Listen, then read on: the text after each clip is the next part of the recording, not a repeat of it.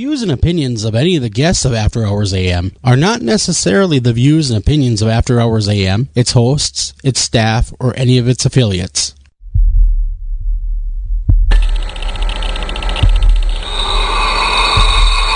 Welcome to the After Hours program.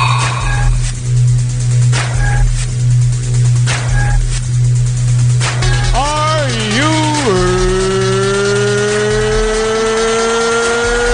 ready? It's alive! It's alive! It's alive! Now broadcasting live from the After Hours AM studio, Joel Sturgis and Eric Olson.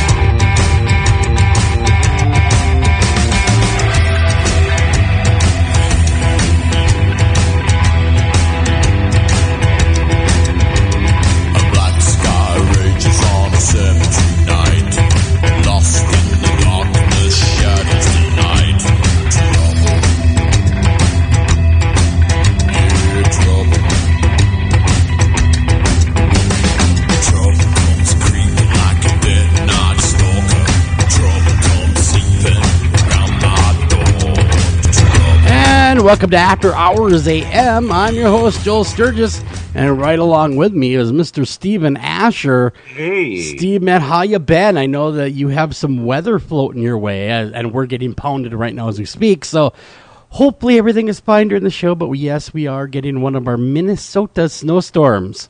Yeah, you're getting like the all-mother, all-father, however you want to call it, of storms. We always get like your guys' like shake off of it. Yeah, you always get our... What did one Southern guy tell me one time? And this is horrible. I shouldn't even be saying this on radio, but I will. He used to say, yeah, down here we get your sloppy seconds. You know, I really had to pause myself from doing that. And I'm thinking, I was going to say, but I didn't say it. Yes, I did say that. I did go, and I will be yelled at, I'm sure, at some point. But yes, that's really, you guys get the splashback from what goes on up here from the Great Lakes. Yeah, well, that's the thing, man. It's like most parts of the South doesn't really get a whole lot of heavy snowfall. Yeah. Very infrequently, but because we're at that funny cutoff of northern and southern, we get a lot of ice. And exactly. So we get a lot of freezing rain, and that's I'll take the snow. I mean, packable snow. I'll deal with that over 3 or 4 inches of ice. Oh yeah, definitely. Anything new and cool going on for you? I mean, it's been a while since actually we've been on air together. Yeah, it's been a minute. It's been forever, but we were just talking, that we might end up taking a little bit of a break from radio here because guess what? You have a book that you're working on. You're editing. You're feverishly trying to make deadlines. Oh God, yeah. I mean, that's the thing. I had so much going on with the first book, Hauntings of the Kentucky State Penitentiary, which is still doing really well, and I'm very proud of that. But obviously, you got to keep putting meat in the grinder. You got to keep it going. You don't want to have like a big lag between books. And so, I'm working on the second one, which is Hauntings of the Western State Lunatic Asylum, or the Western Lunatic Asylum. It's now called the facility is now Western State Hospital. But yeah, I'm trying to get it hammered out and get it to my publisher and all that by end of year. But like you said, with work, holidays. Sure. Kids getting sick, snotting here and left and right. And, man. That life, man. Life happens. That's right. Well, I suppose I should tell everyone tonight we're having, it's the first Wednesday of the month, so that always means one thing around these parts. We're having medium Armand Egidi on tonight. World famous, man. Everybody knows who he is. If you're a listener After Hours AM, you know him, and he's absolutely surprisingly and awesomely accurate. Really, quite honestly, he's blown my socks off, your socks off. Everybody that's ever talked to him. He's dead on, I'm telling you. It's kind of eerie. It's almost as if he kind of crawls right into your brain and, roots around for a little while. It's kind of eerie, and that's the thing, too. You deal with some folks that deal with that kind of subject matter, and it's hard. I mean, I know just as being a writer of the paranormal, it's hard not to kind of fall off into that kind of Vincent Price vibe, which I love Vincent Price, but I don't need to be walking. If there was only one Vincent Price, I don't need to be here. But it's real hard not to fall off into that extra, not hokey, but you know what I mean, campy almost. But he always handles it very straight. He always handles it very, very gentlemanly. Yep. And, no, very, very good. Very, very. It's gonna be awesome. I really enjoy it. And of course, top of the hour, we will be opening up the phone lines. So that will be 10 p.m. Eastern, 9 p.m. Central. We'll be opening up those phone lines so everybody can talk and get their own mini reading from Armand. That's going to be fun. And we've already had calls. So that means, and that's all right. Setting up Skype. We were we're setting up everything. And, we're not that entertaining off air. So they're like, yeah, hello, how you doing? Yeah, what do you want? No, we weren't. Who is this?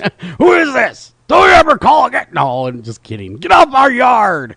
That whole thing, That happens. The angry old man, Got to. Rules. There's rules have to apply. Well, it was, and the 30th, though, was your birthday, man. Yeah. Tell us, what did you do for your birthday? Anything fun? How old are you now?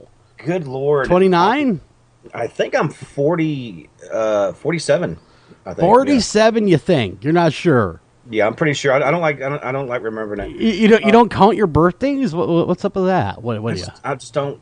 I don't know. To me, it's kind of another day. I mean, don't get me wrong. The family was into it, and and made little cakes and gave me some beautiful little presents and stuff. I got like an awesome Chewbacca head. Did you see an awesome Chewbacca head I posted? I did. It was a regular Chewbacca head. So you got Chewbacca head. Yeah. Did they cut it off Chewbacca and bring it to you, or what? It was like dripping with blood. No, it was weird. It was like cyborg Chewbacca because you could put your head into it. There's apparently a video called Chewbacca Mom or Chewy Mom or something, and she has something similar to this. But this thing has like as you move your mouth, it activates sound sensors and it does all the and all that stuff. And it's really killer. I love it. It's sitting there next to Vincent Price up on my desk now, so it's one of my prized objects. Did you just try to do the Wookiee yell? Oh, really? Wow, I hate to be the bearer of bad news. That was a pretty bad Wookiee. Yeah, man, it sounds... I don't do any better, but I'm just saying, Now, my wife, on the other hand... That's hurting me. She can really belt one out there. It's like a regular... I mean, I can't even do it. I mean, I can't even do a Wookiee. I can't even try to do a Wookiee. Can you do an Ewok? I can't remember how those sound. Why don't you enlighten me? Go ahead. You do an Ewok. I don't know how to do an Ewok. I almost did an Ewok once, but I didn't get her number. I started to say, you know how to do an Ewok? Buy her a few drinks first. Oh, my God, man. Hey, have you seen any good movies lately? I was going to do a review on a movie I recently saw called Don't Breathe. Have you seen that one yet? No, I've not seen that yet. I watched it, and I didn't have high hopes for it, but, man, it really turned out to be good. Basically, the premise is there's these 3 small-time, kind of like cat burglar kids that are running around the neighborhood and robbing these places, and one of the main characters' fathers happen to work in home security, so that's how he's getting access to these different homes with keys and numbers. Well, anyhow, then they decide that they're going to pick on this blind guy, right? And they're like, hey, that'll be easy, because evidently he got a big settlement somehow, and they knew he had cash in the house. But they weren't counting on this blind guy being a sadistic son of a gun, man. Yeah, that guy, Daredevil. I mean, well, yeah, they evidently never saw Daredevil. He was pretty much on top of them, and he killed them all pretty much, except for one he left around for a little while. The guy that plays the blind guy in that, I don't know what the character's name is, but I know he was on the first couple seasons of a show called Salem. Yeah, WGN show. Yeah, he's been in a bunch of stuff, man. Yeah, it was actually a really good movie. I liked it. I had, like I said, I had low expectations going into it. Because a lot of it is the, teenager kind of screaming stuff. But it was a rated R, so you know what you're kind of getting with a rated R. Yeah. At least it's a little not so watered down. Right. And so, but it was actually, like I said, it was surprisingly well done. It was scary. I had points where you actually went, "Oh my god, I can't believe this is actually happening." And especially, for any of the viewers that haven't seen it yet, I'm not going to spoil it for you, but there are some gruesome moments in it. That one of them was involving a turkey baster, and I'm not going to go into too much detail, but Well, somebody didn't get the Aunt Jemima treatment. Well, that's the ever dreaded Aunt Jemima treatment, and you don't want that either. No, you just don't want it. You want to stay away from it. Well, I was going to say, I think the last thing I saw, that's like a newer movie. We were talking about Penny Dreadful. We were talking about the series Penny Dreadful off air before.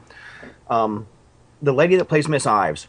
Yep. She was in a movie, Mrs. Peregrine's, I think, Home for Extraordinary Children or something. Gotcha. And it wasn't bad. Actually, it was pretty good. It was darker than I expected, and it was pretty good. I was wanting to try to see that Harry Potter prequel. Did you happen to catch that? Oh, the Extraordinary Beasts and Where to Find Them thing or whatever. Here's the deal. Is I've said this on After Hours Thursday show, but I'm going to say it again. I've never seen a Harry Potter movie. Not a one? Not a one. Haven't even sat through 20 minutes of one. How have you moved through the world? And I don't know. I just didn't have any, I guess, no interest in it. Well, see, you also, your kids are like really super small. They are, yeah. My oldest, of course, is, she's 2. And then, of course, my little guy is just going to be turning a year in February. So it's not like we're all about Harry Potter. Yeah, we're all about Mickey Mouse Clubhouse at this point. I started saying, I'm sure you didn't. I'm sorry to say, they probably surely didn't see the other movie you just seen. But no. That would be way too much. Yeah, well, I thought about it. I thought, maybe my daughter should watch this with me. That way she gets a good idea what not to do when she grows up. Yeah, don't be trying to thug up on old blind guys to get whacked. That was Stephen or Stephen Lang. Lang played the Norman Nordstrom, the blonde guy in that movie, by the way, and he did a really, really good job of doing it, and he was creepy as hell, to be honest with you. Was he on something like, I know he was in the movie called The Minute Stare at Goats. He played the guy who Art Bell used to interview a lot. Oh, yes, Edward Dames, yep. Edward Dames, yeah. And wasn't he in like Lost or something? There was some series. I'm not sure. Let me click on his name here because I am cheating. I went to IMDb to kind of get an idea who he is as far as the actor goes. Well, okay, this is what he's been in recently. You were saying he was in Lost, or at least you think he was in Lost. He was within the 2000s. He was in The Running Mates, Detrox, whatever that is. The Iron Side, Gods and Generals, The Treatment, Save Me, From Mexico with Love, Medal of Honor, Public Enemy, Avatar. Oh, that's right. He was in Avatar. Remember, he played the hard-ass general in Avatar. Remember that? You're never going to get your legs back. Don't even bother me about that. Who says that? I don't like know. The worst PA ever, man. Well, yeah, you would think that you would want to at least string the guy along and go, yeah, you'll get your legs back someday. Don't worry about it. Just play the game with us and you'll get it. And then then later on, disappoint him. But don't be upfront about it. That's a bad way. I'll tell you something I did that my oldest daughter had watched recently with me. I'm a big horror movie aficionado and stuff like that. Well, she had never seen, she's 20 now, but she had never seen American Werewolf in London. Never? Not one time? Well, I don't know. I think it was just, I think I watched it so much as a kid, I just kind of stopped watching it for like probably 8, 9, 10 years. I don't know. Wow. Because there were so many good movies coming out for a while, and now it's kind of got to the point where a lot of them are kind of, mundane and kind of, I don't want to say remedial, but you know what I'm saying. Yeah. So, yeah. And so I was like, here, pulling these out of the vault. And here, check this out. And I said, your Spaces of Death, honey. You'll love this one. No. But, I'm saying, that was like one of the definitive werewolf or monster morphing change movies, Yeah. It's like, all the movies after that would have like the hands or the feet that were stretching out and back in the good old days of non-CGI transformations. Yeah. And I said, okay, like this and that. Here, watch this movie here. And she'd come to find out that a lot of my things that I say, I just absorbed from movies. You know what I'm saying? Yeah. Like You're like a movie quoting machine. pretty badly. Yeah, I mean, it's just like the kids that go outside playing. I'm like, beware the moons. Stay off the moors. And they have Have fun, kids. and they have no idea what you're talking about. They just look at you like you're insane. Well, now they get it and going like, Jesus, is there anything that you actually say it's yours? And I said, I kind of doubt it. There's a few things. I kind of doubt it. I haven't come up with original thoughts since 1983. Thank you. No, but these are just great. Some of these are just, super wonderful little catchphrases that are timeless. Sure.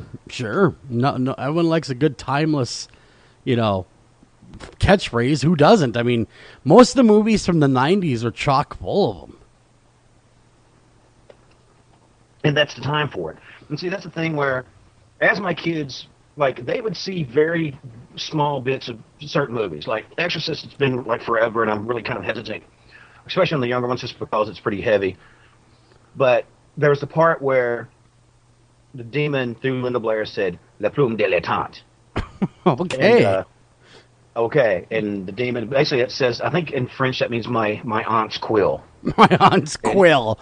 Oh, wow, Yeah, that's such a threat. I'd be running in terror. I don't know. Maybe it was a dandy demon or something. But anyway, the kids would walk around, la boom, dilettante, doing that. They did that for like a month straight. And I was like, Jesus, please stop ever letting them watch anything. What, did you get them into saying La Plume Dilettante? La plume dilettante. La Plume Dilettante. All right, gotcha. So, okay. I would be definitely looking at my children like, you guys have lost a screw somewhere along the line. No, it's okay, but they picked up a second language. It might have been demonic, but it was a second language. Well, sure, A for effort, I guess. Second language and all. Right. Nothing says love like, learning demonic words. Right, yeah, what do they call it, snake speech or whatever? Sure. No, you don't, sure. That's right, you don't watch Harry Potter. No, I don't watch Harry Potter. I will, though, one day when I am not busy as hell, I will sit down and we own all the Harry Potter movies on DVD. I would say that's right. Your wife's a big Harry Potter nut, right? Well, she likes them, yeah, and so I think she has all of them. And I've yet to sit down and watch them.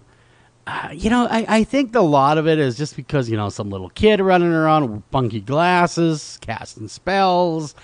It just doesn't scream masculine entertainment to me. But you know what? But let's think about it. All right, there's a kid, he wears glasses. You were a kid, you had glasses. I did. Right? I did. You were running around, and we're trying to figure it out. We're all trying to gain our masculinity through time and stuff. Maybe, I don't know, man, maybe you don't want to look at that. But you know what? Maybe it's closer to you. Maybe you are a wizard, Joel. Maybe I am. Maybe I am a wizard. I just don't know it yet. Right. It very well could be. I have been known to cast a spell, but everyone, clears out when I do. Because they linger. Right. Well, I've got like a super burly friend named Chris who kind of looks like Hagrid with a big beard and like big, tall, wide guy. Yeah. And do you ever... Anyway, I'm saying maybe I could talk to him. And I was going to say, maybe you guys could do the Harry Potter thing for Halloween one year. This is possible. You could be a little Harry. I already am a little Harry. You already are a little Harry, very little Harry. And he could be the big burly dude. You could dress your wife up as one of the characters. I'm sure there's a female character in there. Yeah, you seriously have not watched any No, of I have Harry not. Potter's? I have not. Another movie series that I actually have really not watched since they came out, and I did see all three of them, is Lord of the Rings. Oh, yeah, Lord of the Rings That is so awesome. flipping boring, man. It's so boring. It's all about walking and hiking. It's all it's about, really, is walking. It's cross-training. It's all it's really about. Even the trees walked in that movie. Yeah, a lot of them burn up, though, too. I mean, there was some... This guy walked around, and they get to the little area where they throw the ring in, they look at the ring, and throw it away, and go, time to leave.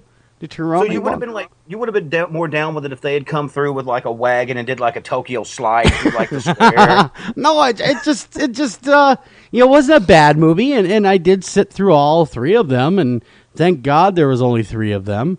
But Well, dude, have you read the books? I mean, like the scene where they came and saw like, well, like Bilbo and stuff like it, because there was Frodo and there was Bilbo was his uncle.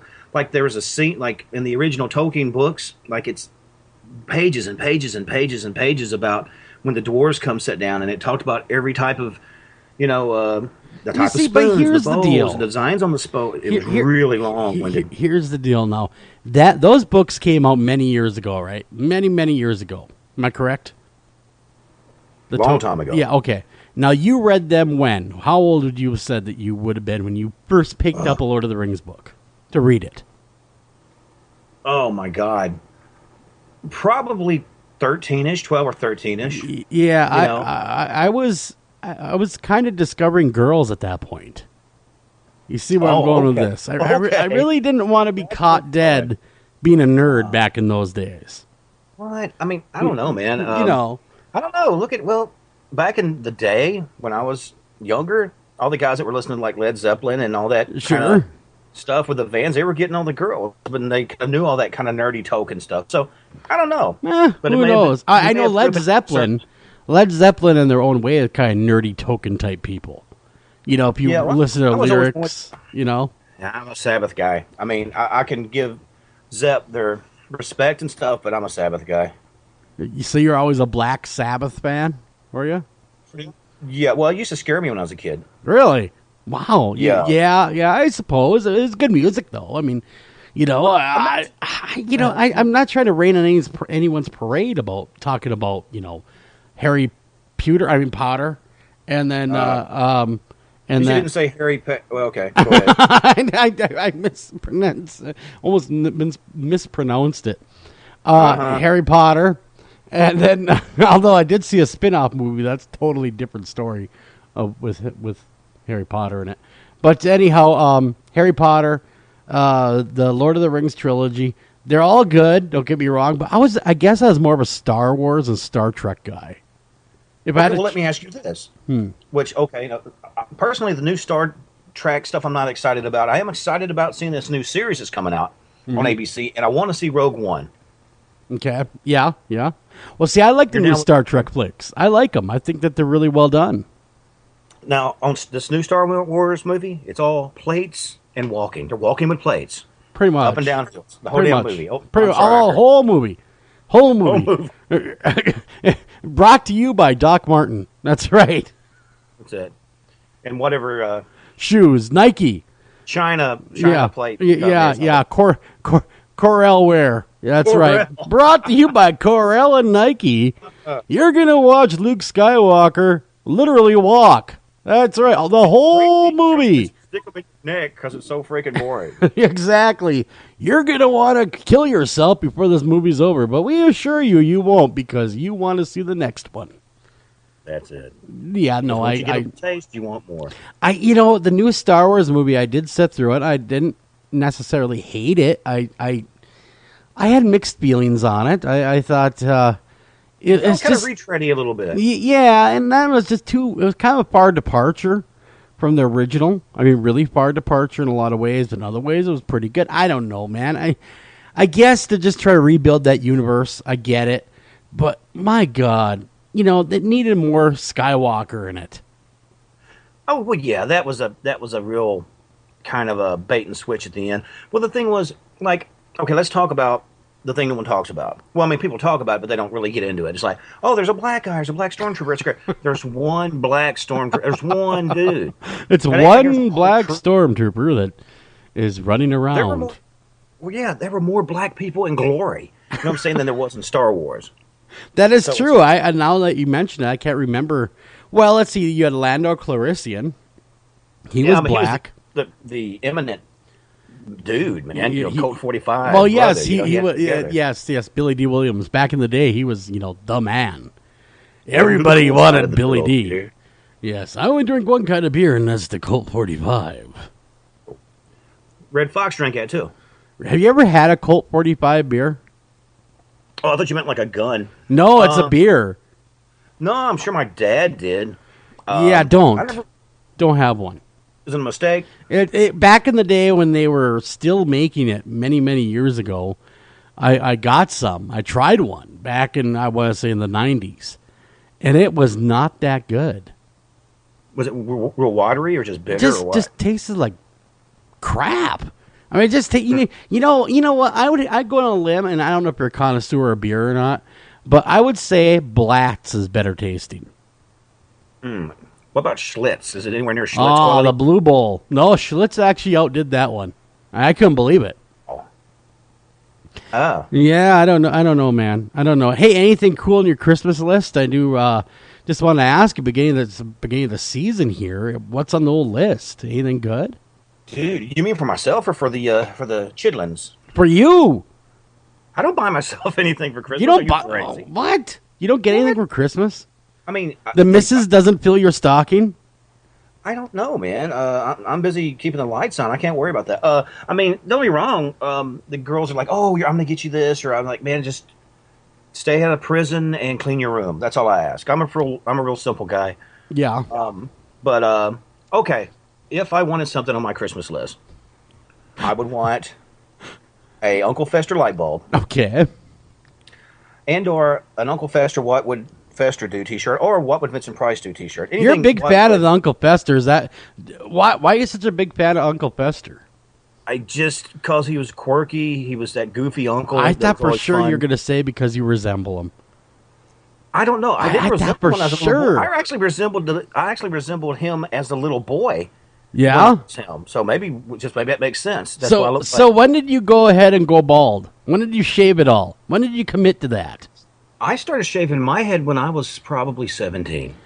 Really? Yeah, see, I've been shaving my head a long time, too. But yes, no, Uncle Fester was a cool character, but I'm not sure if I need anything, a paraphernalia, but then again... You're going to pimp his merch. Yeah, no, I don't like him that much.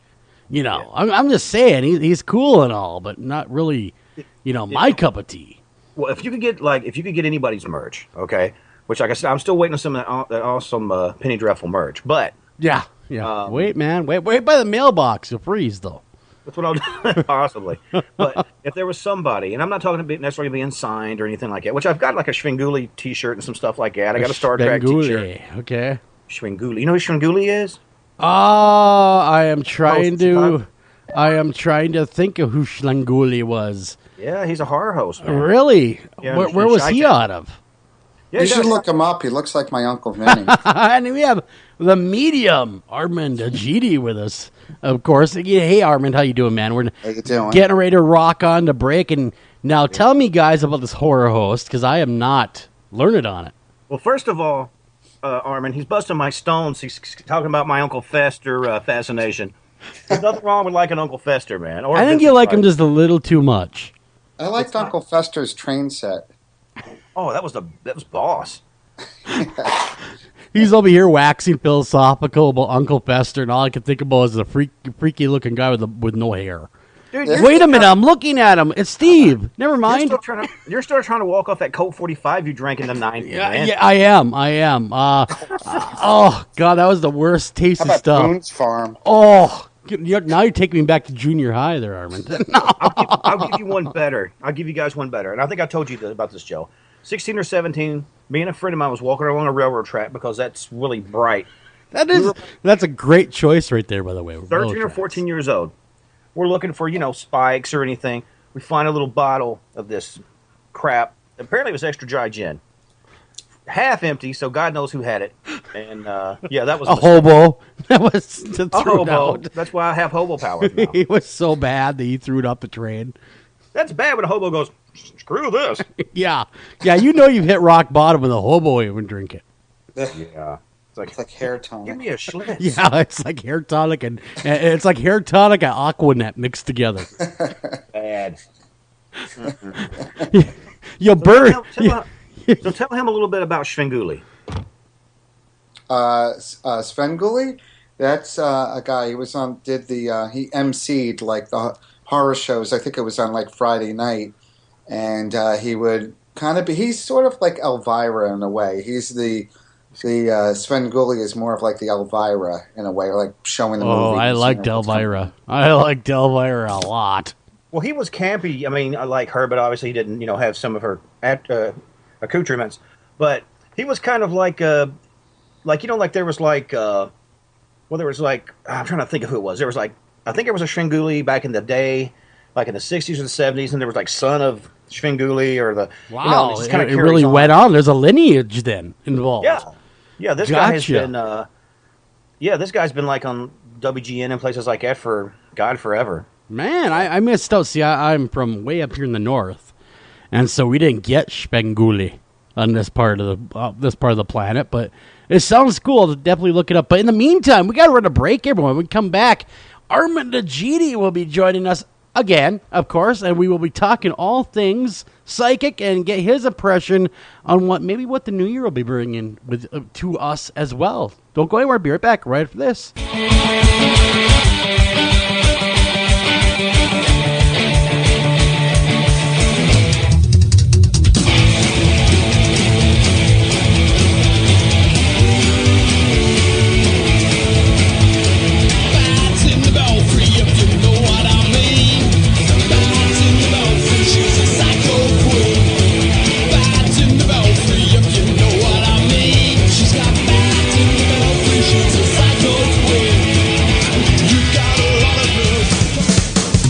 Anavar Media LCC is a dedicated team of professionals committed to helping business development scale and protect their websites, mobile applications, enterprise software solutions in the Northeast Ohio area. Locally owned since 2012, our client-centered values truly sets Anavar apart. Contact us today to learn how you can get 25% off your first project. Call them at 234-380-4852. Again, that's 234-380-4852, or visit them at www.anavar.com. Again, that's www.anavar.com. It's Thursday night, and you're grabbing drinks with some friends. Started off with a pitcher for the table, which quickly becomes two. There's pool. And there's the photo booth. All right, everybody squeeze in. Say cheese! Followed naturally by an order of wings. And another. Can we get some extra ranch sauce?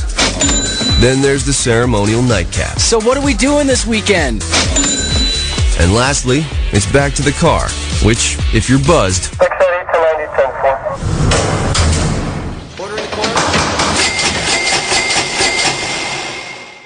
could be the most expensive night of your life. Getting pulled over for buzzed driving could cost you around $10,000 in fines, legal fees, and increased insurance rates. Nothing kills a buzz like getting pulled over for buzzed driving, because buzzed driving is drunk driving. Brought to you by the National Highway Traffic Safety Administration and the Ad Council. It's your ideas, work, and creativity that make it your yard. At ACE, we're here to help with hoses and sprinklers to nurture growth, gardening tools for the shape of good things to come, even the right fertilizer and bug killers to make the grass a little greener. You'll find it all now at ACE, your place, with everything you need for your yard, plus helpful advice, almost like we're right there. ACE, the helpful place. Do you have a question for our guest tonight? Don't feel like calling the show? Not a problem. Email those questions to afterhoursam@gmail.com. Again, that's afterhoursam@gmail.com. And now, the final crowning touch to this cake. Take about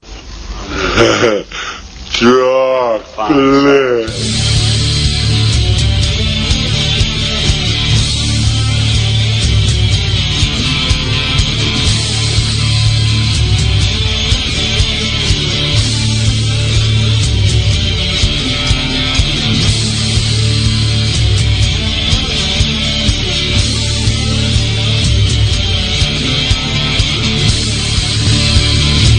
And welcome back to After Hours AM, everybody. I'm your host, Joel Sturgis. Right along with me, Steve Asher. Hey, Steve. We have Armand Egidi tonight. He's our good friend, and he's here every first Wednesday of every month.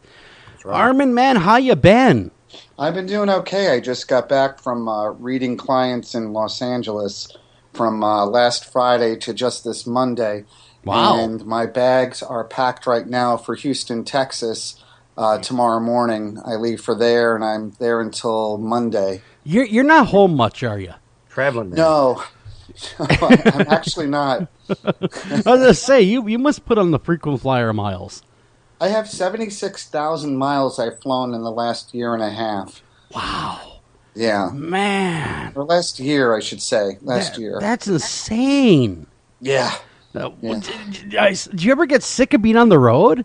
No. Actually, I love flying, and I love traveling. Okay. Do you get to see, like, well, I was going to say, like, I'm assuming depending on what flights, because certain airlines kind of do more areas than others. Do you kind of get to where you might see some of the same stewardess and same captains again, like you're back? What's going on? Yeah, at the gates actually, I see some of the same people, and they're starting to like wave and say hi at LAX and in Houston, in the car rental place. I know the names of some of the people, and yeah.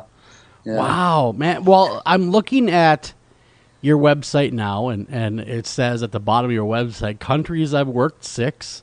And I'm sure it's gone up maybe since this website was updated or whatever, but 78,567 miles you've traveled. Yep. Wow, man. I keep a log of, where I go, like it's in a spreadsheet, and then the air miles, they do it on the tickets. And I just add them up, and every now and then I update the. Actually, I haven't updated in a little while, so we're probably up to 80 some odd thousand miles. 85, 90,000. Yeah, that is amazing. God, I'm tired hearing that. Yeah, my arms would be tired flying all those places. Yeah, London, I think, is coming up in June. I think there's something getting planned now, starting now in June. Really? Okay. Okay, cool.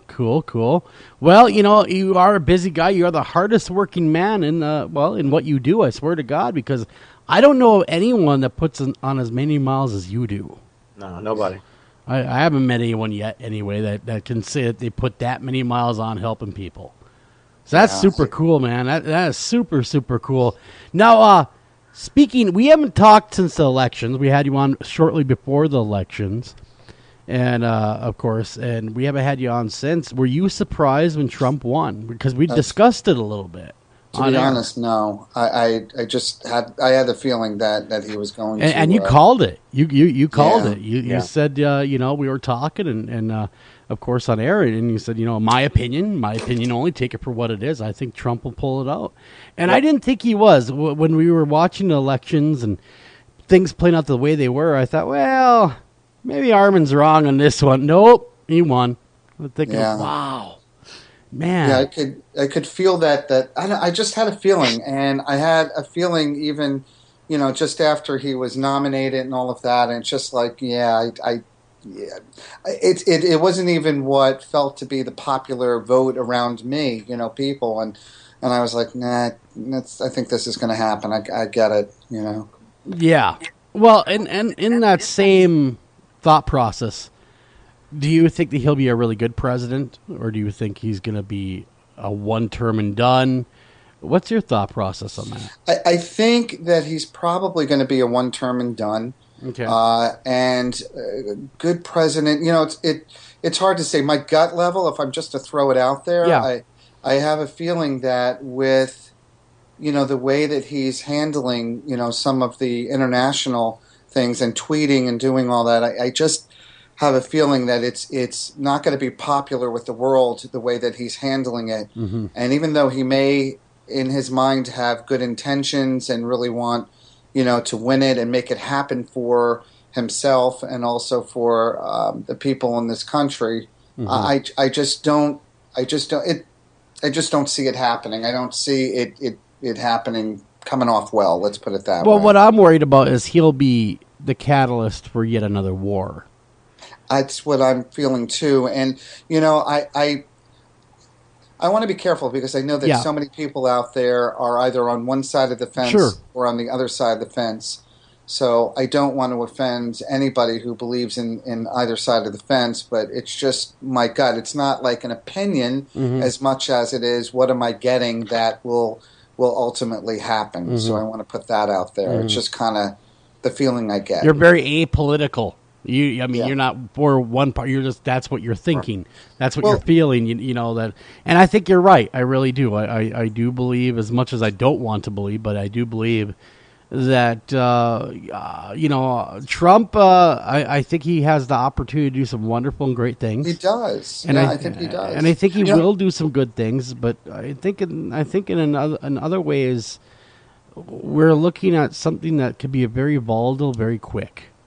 I think it can too. And, I remember a Saturday Night Live sketch a couple of years ago that the guy came on their news thing and said, it's broke. I don't care who fix it, just fix it, And that's what I feel like whoever's in office, no matter what nationality they are, what culture they're from, whether they're male or female, or whether they're right or left, it's like, there's things that are broken that just need to be mended and fixed, and so that everyone thrives and can survive in this world and grow. Sure. So whoever that is. Yeah, and hopefully now that he is president-elect and he will be taking office, I really pray and hope, because personally I didn't like either one of them. I've always been very public about that. When they were talking about politics, I said, well, I don't like either one of them, so don't matter to me.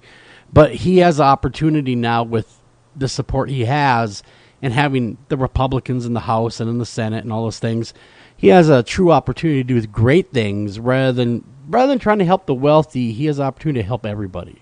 Yeah, it certainly does, because he has the planet's attention. Let's put it that way. Oh, definitely. He does. And that's a good thing. It's like everyone's sitting up now. It's like, okay, now let's do the next right thing. Yeah. And then the next right thing will follow. So what is new with you? What have you been up to with your work? I mean, I know the Knowing has been very interesting to watch you guys, that unfold and that build bigger and bigger and bigger. What's going on with that? Well, the Knowing is doing, believe it or not, I even on my trip, I get to see people making appointments, it pops up on my screen, and it has started to really accelerate a whole lot more.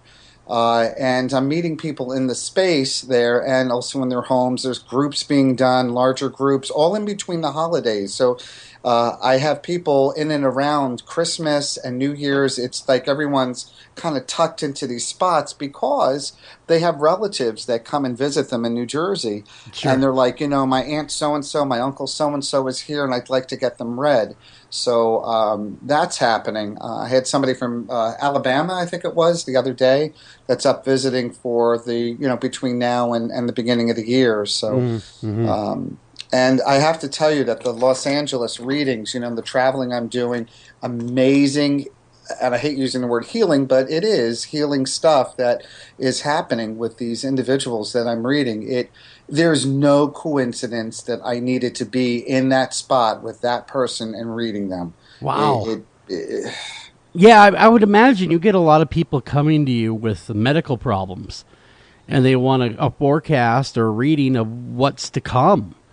And, yeah, that's funny that you say that, because there was a gentleman, a nutritionist that's fairly well known, and I had read him, and great reading, really great reading.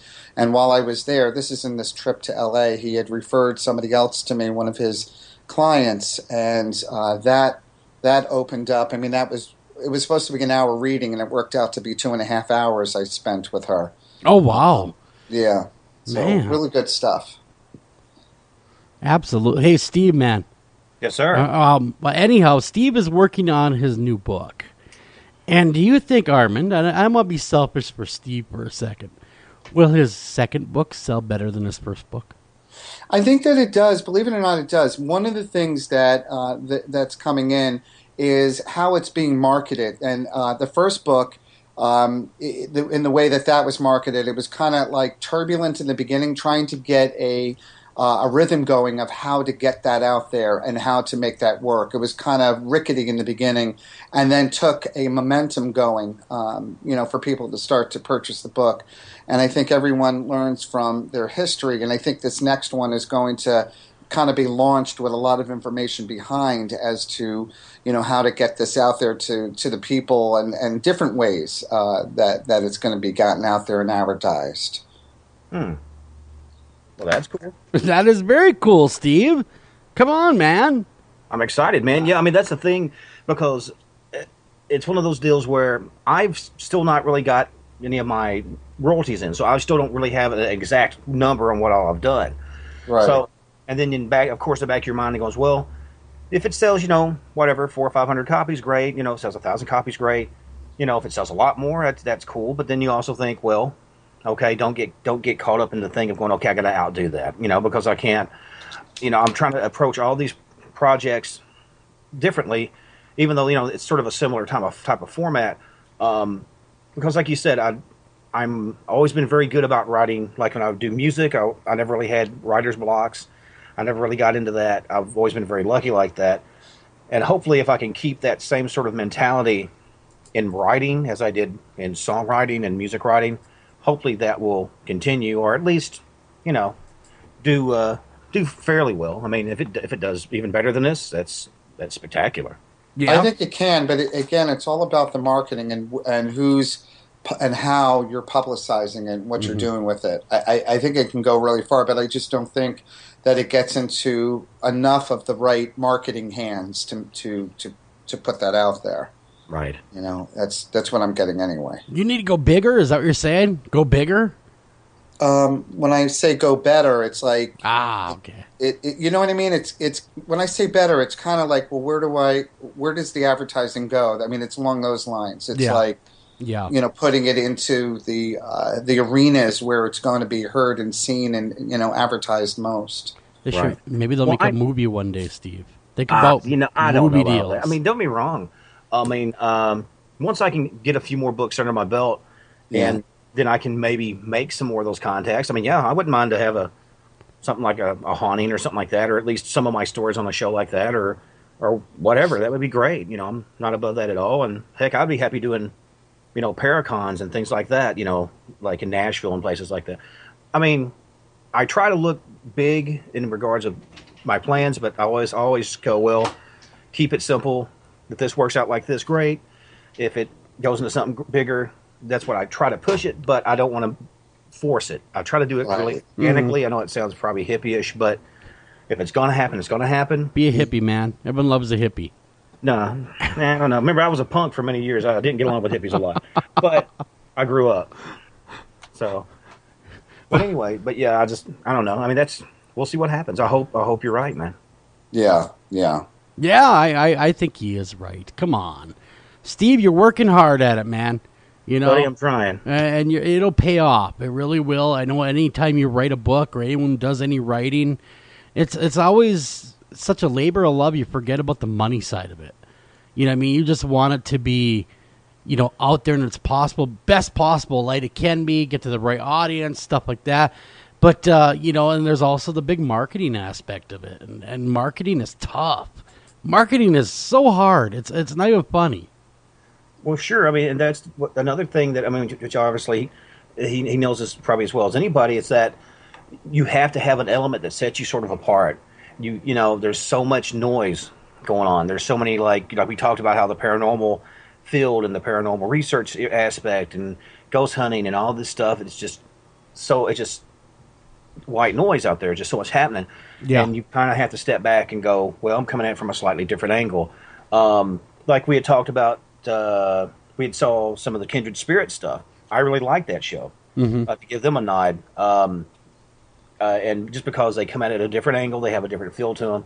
That's what I'm trying to do. Like I said, I hope it continues going on. And either way, it's fun meeting all the people that I've met and meeting you guys and talking to you guys. So it's cool. Heck yeah, man! It's one of those deals because I know we were talking earlier about it. And you've been feverishly working on it, and I know that Armand, you've done some writing in the past as well. Yeah, I have right now presently a book that's being written by a ghostwriter, and I think that's just funny, a ghostwriter. But he's writing the book for me, and it's we believe the working title is called The Knowing, and something after it. It's still being written. I think he's pretty much done with it. And then there's a series of other books that are planned that will come after that book. Is it going to be like your autobiography, or your biography rather? No, it's quite interesting. I've read a couple of the sample chapters, and it's taking like the areas of let's say suicide, drug overdose, or drug and alcohol use and abuse. Animals, all these different topic areas, and each chapter is one of those topic areas. And what it brings through is some of the excerpts from the readings along with what the other side has to say about that particular topic area, and some of my view on it, and the client's reaction to the reading as well. So, when it comes to suicide, what the other side feels about that, whereas a medium I'm at with it, and excerpts from a reading, that a person who had committed suicide comes through on, and their reaction to it post, passing away. Well, how do people that do commit suicide, are they confused, or do they know what they did? Or, how does that whole thing on the other side, how is that perceived on the other side? Well, one of the things is that when any of us pass, everything is weighed out. So if somebody commits suicide, and let's say they were affected by some sort of a mental disorder of sorts, schizophrenia, along those lines, it's that type of suicide or that type of action doesn't require on the other side, like, you're not in trouble with that, because essentially it's not your doing in a way, in a sense. It is, but there are other factors that are involved. So the factors are all weighed out. And even somebody that, let's say there's no factors and they just commit suicide because that life wasn't worth living, that's still weighed out as far as all of the life events and their choices and their decisions. And they're coming back very often to say how sorry they are.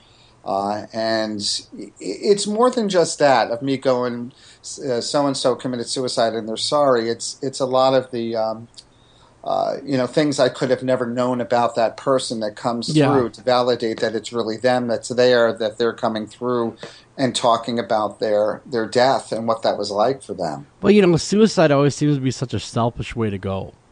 It is, because they leave such baggage behind. Well, they do. They're trying to create. It's a big middle finger, really, sometimes at the world and people around them, because when you think about it, they may go because they don't want to live anymore, and this is all case by case, person by person. This isn't a blanketed statement that I'm making for all people that commit suicide. But very often there's that depression component. Life isn't worth living. It's helpless, hopeless, and I just want to go because I can't take it anymore. But at the same time, it's a very, unbeknownst to them, a very angry move that they're doing toward all of the people that are still around. Because it really is like a middle finger. It's like, I get to go, but now everyone's going to feel the pain afterwards. And then that's not a gift, but like a gift that keeps on giving. It's like a pain that keeps on happening for the people around. It's like, why didn't they come to me? Maybe they didn't love me. Maybe, Yeah, and well, so many questions are left unanswered. So often, and that's where I gratefully say that I'm there to help bridge that gap. Well, do you find it's mostly young people and teenagers that are coming through? Yeah. You know what I mean? Because they seem to be the biggest group of suicides, unless I'm not mistaken, but they seem to be the biggest group. It is the biggest group. It's between the ages, when they're coming through, of 17, 18 on up to like 25, 27 in that range. They're just kids. It's just kids. Yeah. And they're basically males and not as many females, but majority are males. I used to volunteer and work a suicide prevention hotline years ago. And a lot of times the calls that we would get primarily from males, well, we got more calls from females than males. Males chose, usually by and large, as everybody will know, a very violent exit compared to the females. Women. Women at the last moment, maybe they downed a bunch of pills and they thought better of it and they called a number. Oh my God, help me, I don't know what I'm doing, I'm trying to kill myself. Where men, they seem to be so final and so abrupt and so violent. Why is there, in your opinion, why is there such a gender difference? Why do they treat it so differently? Well, to stereotype for a second, females have a tendency to be more emotional and more expressive about it. That's probably why you got more calls where they wanted to talk about it and express it and have somebody listen to what it is that they're feeling. Whereas guys are like all or nothing. I have a task. I got to complete it. I got to do it. Like very headstrong, Yep. and not very much in the neighborhood of processing why they're feeling that and what's going on and what are my options. I mean, that's not at all part of that. They're just bent on being successful with it because I just can't take it anymore. This is what's going to happen. Well, and that's really sad because they're so objective oriented. Yeah, I mean, and again, the National Suicide Prevention Hotline is 1-800-273-8255, 1-800-273-8255. If you are feeling like you want to end it all, want to commit suicide, because this is the toughest time of the year by far, we're hitting the holidays. If you're hearing the sound of our voice, we love you. We don't want to see you make an early exit. Call that number and get your help. It's really good that you do that because it's, again, that helpless, hopeless feeling like this is all that there is. I have no other way out but this. Yeah. And it's very often, somebody that doesn't feel that they have somebody that they can count on. And a suicide hotline would be great because the person on the other side of that is really able to support them and knows what to say and how to give that. We've all been depressed. I mean, we've all had those thoughts. Sure. I don't think if you wouldn't be, it's part of the human condition. Right. To go through the depression and this and that. And I know we've talked in the past, you've been close. You personally, Armand, you've been close to suicide. I hung myself. Yeah, you told me that story. I mean, when we talked and it really touched me because you were right there to do it. And thank God you didn't, by the way. Yeah, I'm grateful. I am grateful. I remember in that moment how like I gotta do this that it felt, and I'm just so grateful that I changed my mind after hanging there for a little while. About a minute and a half. Just hanging around. Yep.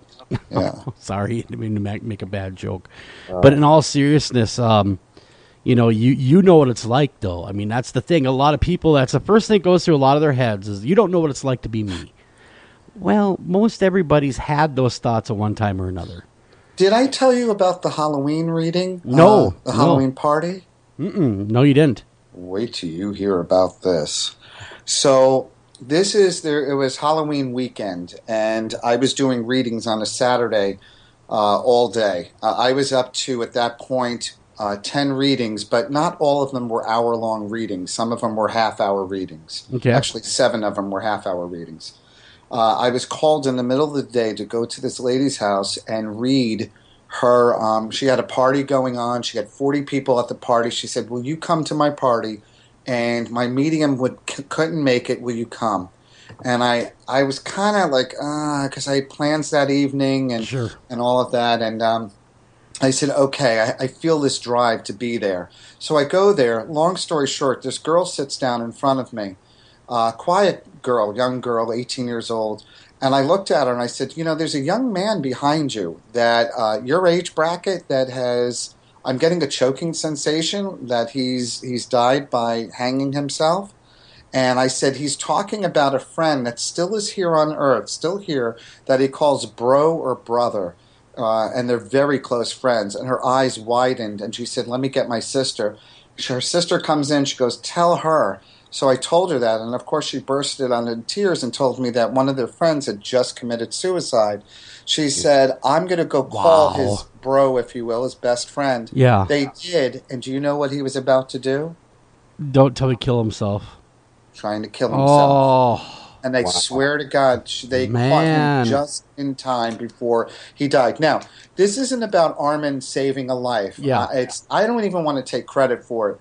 I think this is a testimony to the fact that we are always watched and looked after, and that everything but everything is calculated.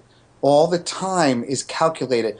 I wasn't even going to go that evening. If I wasn't there, and the other side didn't kind of motivate me to be there, that young man probably would have died. Yeah. Really, you're right. And it was fate really intervening on behalf of this young man. Yeah. That is a heck of a story, man. Isn't heck of it? a situation to be in. Wow. Well, guys, we got to run to Fox News. When we come back, we're going to open up the phone call lines, if I could talk here for a second while I fumble with my voice. Of course, the call-in number, as always, if you want to get your very own reading with Armand, of course, is always 612-326-6874. 612-326-6874. But we got to run to the Fox News. After the Fox News, we'll talk. Don't go anywhere.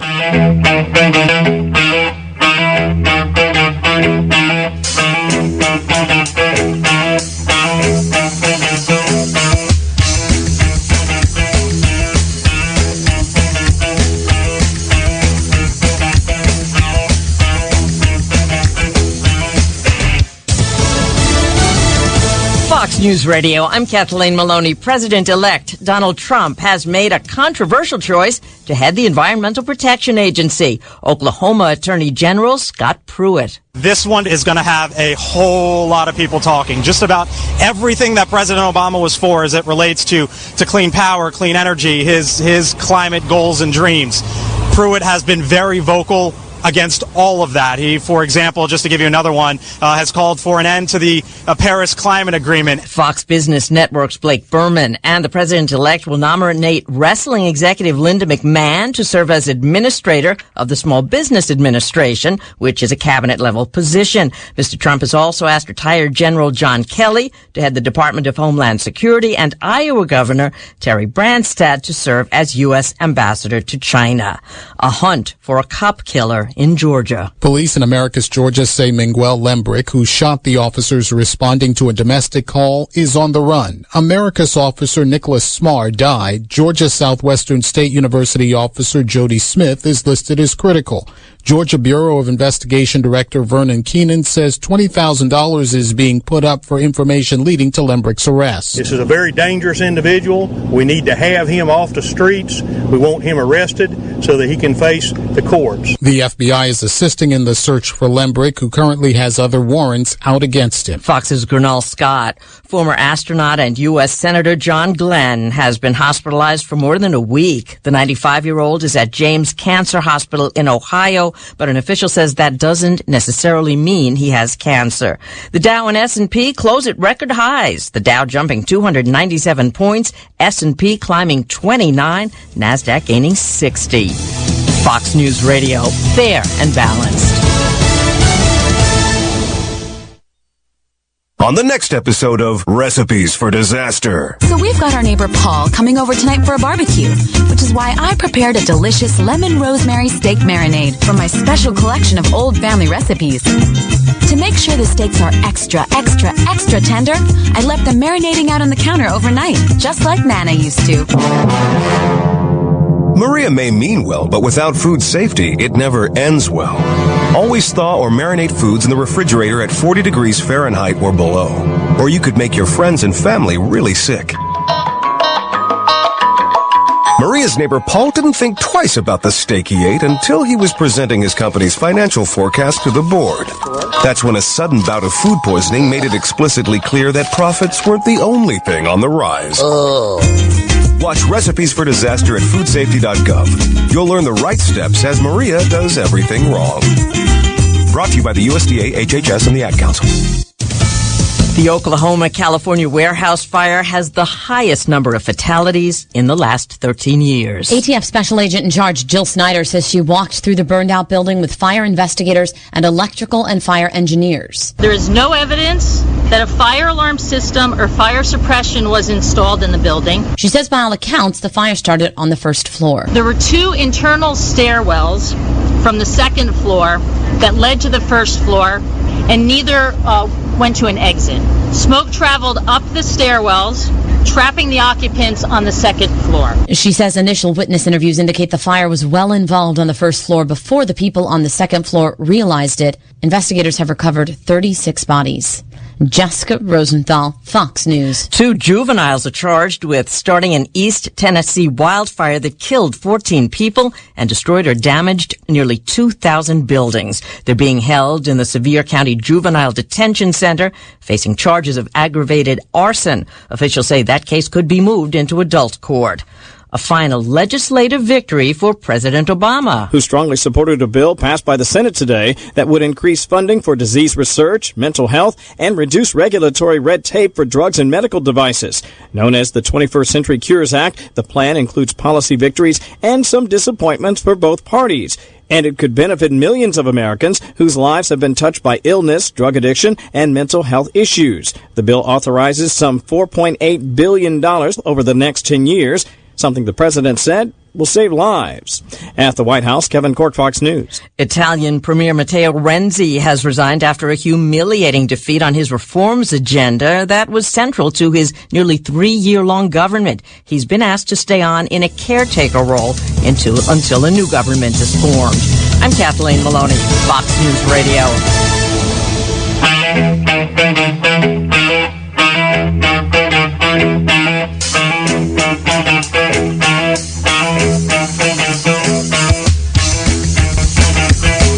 And welcome back to After Hours AM, everybody. I'm your host, Joel Sturgis, and right along with me, Steve Asher. Hey, Steve, man. It was always great having Armand on the show, and we are indeed opening up the phone lines. If you would like to talk to Armand yourself and get your own reading, 612-326-6874, 612-326-6874. Yes, the phone lines are officially open. I do apologize to the folks that called in the break. I didn't mean to have to turn you away.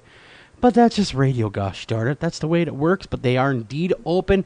Now, Armand, when we were on last time, we started to talk about spirit guides. Mm-hmm. I want to ask you, point blank, do I have a spirit guide? And who is it?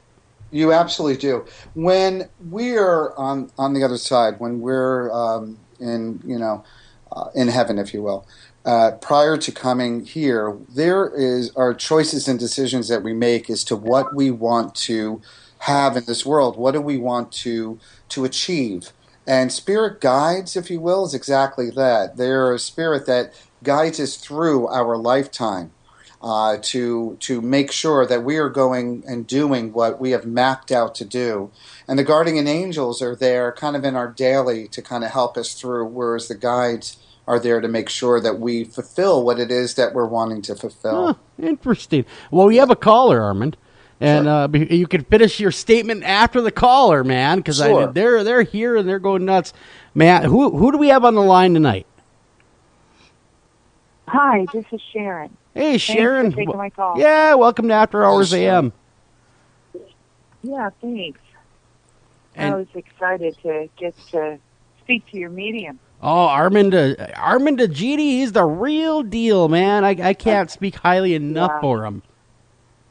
Okay, I'm here. What questions do you have? Is there an energy that you want me to bring through in particular for you? I mean, you don't have to give names, but is that what you're asking for, to somebody that just passed or something along those lines?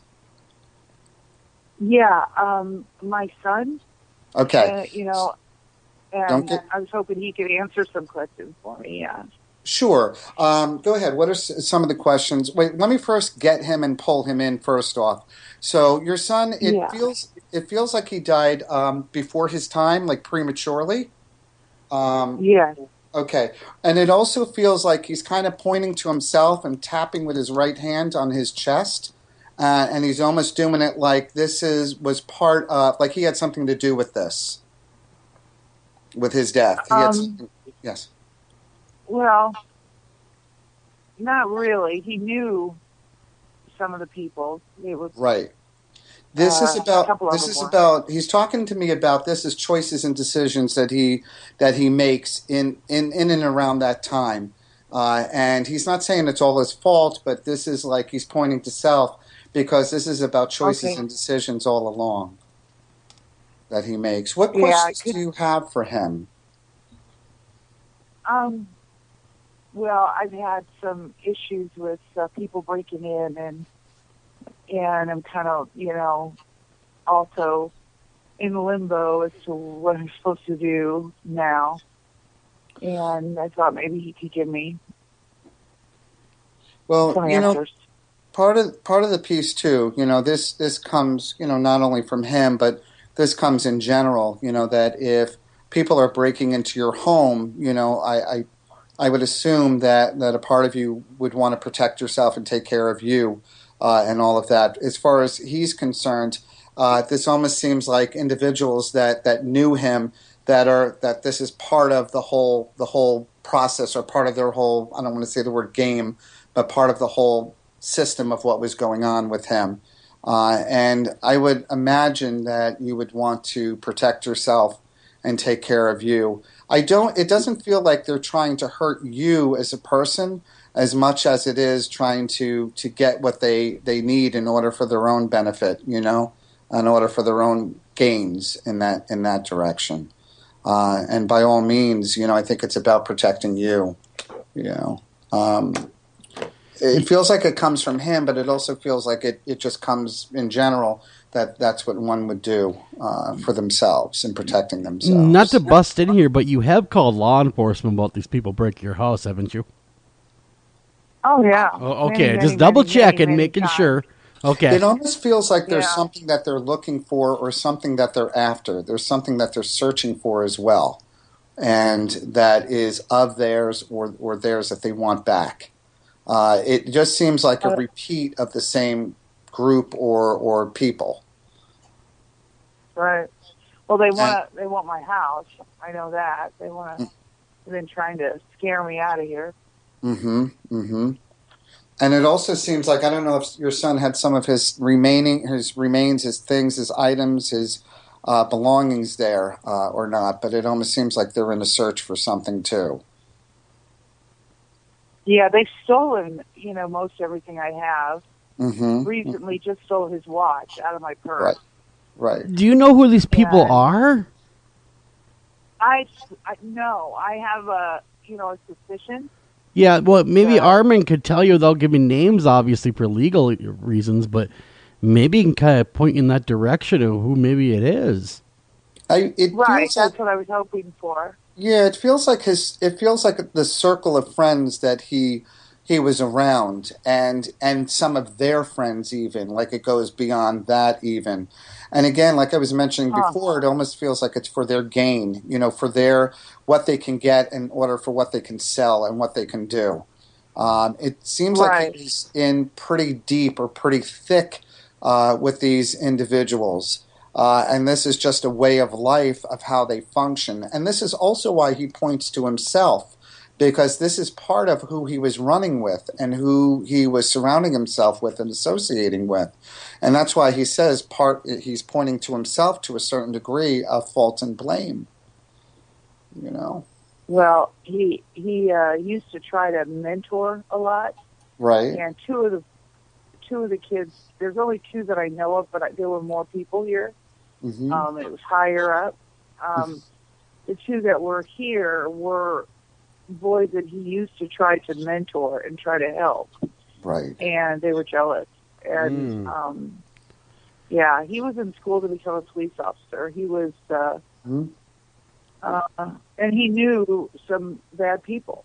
He knew of them and they knew of him. And I think that has part of it. I think that has a lot to do with it. Yeah. Well, that's truly sad. I'm so sorry to hear this, that you're going through this. Yeah. He was shot where you said he was pointing. That's where he was shot. Right in the chest here. Yeah. Wow. Right. That's insane. And I believe I think he tried to call me because the phone rang at my mother's once. Was this evening time, by the way? Was this at night? Because around him seems kind of dark. Okay. And he was a good-looking guy, I'll tell you that. Did he have dark hair? Yeah, he was gorgeous. Yeah, because he seems like a good-looking guy, and it seemed like was he in uniform at the time that he passed? No, he wanted to be a police officer. Uh-huh. Because he's showing me, were there police officers around when he passed? Because he's showing me a uniform on a hanger, and he's just showing me it on a hanger and showing it to me. So I don't know if there were police officers around or police officers involved at the time, but he's showing me a police uniform on a hanger. I have to tell you, it almost looks like a New Jersey State Trooper, although I'm sure it's not. But he's showing me, I can see the blueness in the uniform, the dark blueness, or the between dark blue and a little bit lighter than that. You see. I'm not sure what he's trying to say. Maybe if he could give you a little more clarity, because obviously police did show up. Right. However, one of the things that, I'm worried about it because this was covered up, and tried to make it look like an accident. Mm-hmm. Did they ever find the shooter? I don't mean to butt in again. I mean, I realize this is your reading, but did they ever find the shooter? The youngest person around is the one who took the blame, said it was an accident, but, they know that at least 2 bullets were shot, and I found more bullets and more stuff.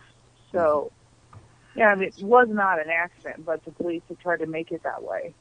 Right. But my son, actually, he knew of a crooked policeman, and he wouldn't tell me, because he said they'd kill him. So I don't know if that's what he's showing you or not. Yeah, that very well could be, because it's on a hanger, and I see the full suit, and he's just holding up and showing that to me. Also, the person that had said that they had done it and said it was them, were they short in height or shorter?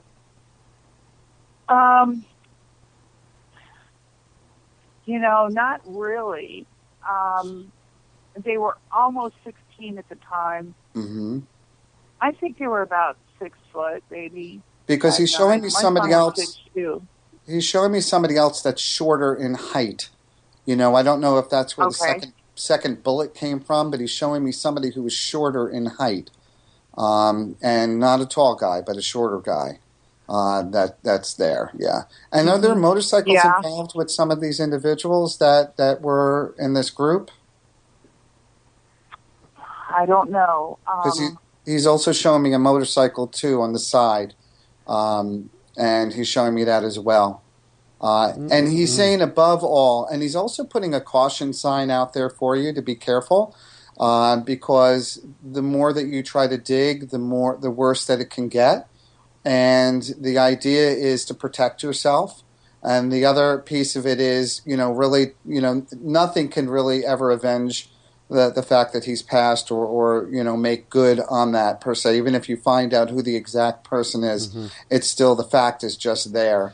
So really it's about protecting self. He has a sister. You have a daughter? Yes. Okay, because he says to say hi to her. And they always got along fairly well at most of the time in their life, except this certain points. I'm sorry? Yes, always. Always, yeah. Yeah, we were real close. But they used to play fight together. He's saying how they, not fought, but play fought, like they really loved one another. It was like rough and tumble, like they were with each other. And she has, this has hit her very, very hard, and she has gone silent almost in this and very quiet. Wow. Yes. Yeah. And he says, tell her I love her very much. It also feels like, is Dad out of the picture? Is he banked to the right and out of the scene a little bit? His dad left us when they were babies, and and then he died. And then he died several years ago. He's clearly showing him banked out of the whole, like he's out of the picture. So obviously he's passed, and that's part of it.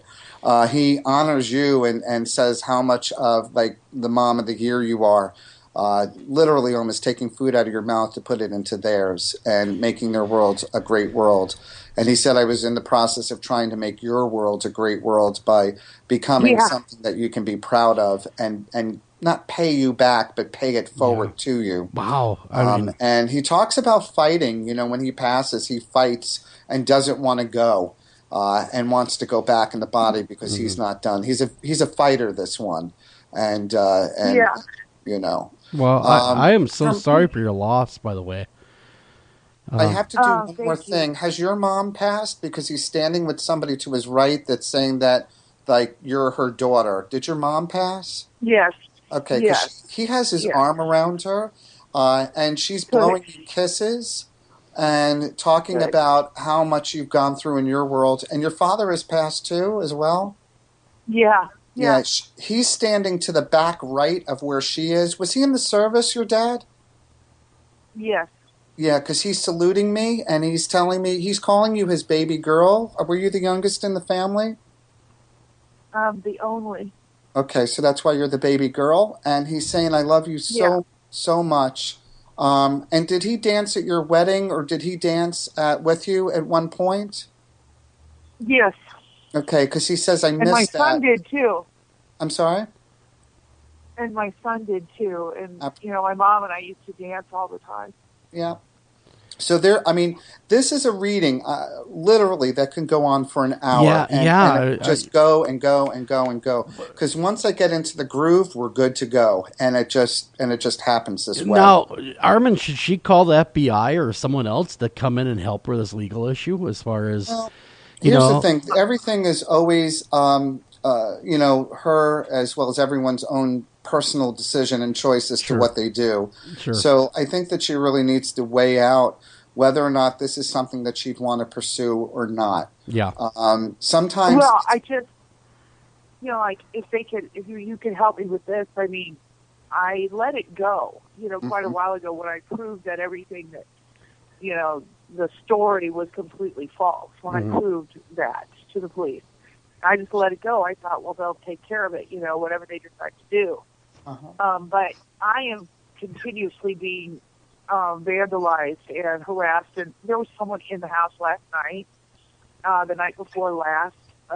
In August, someone came in, took my cat, and murdered my cat. Holy moly. Oh, my God. I don't know if you can see who did that. It would help me to I'm know not at least the description. This feels like I can avoid them. You might have to. Oh, Armand, I was just going to say she might have to get with you off air so you can give her more in depth. Go to Armand's website, of course, Medium Armand, and I would definitely look into booking a reading with him, and so he can really off air get in depth with you, because a lot of this stuff we can't mention on air, names, stuff like that.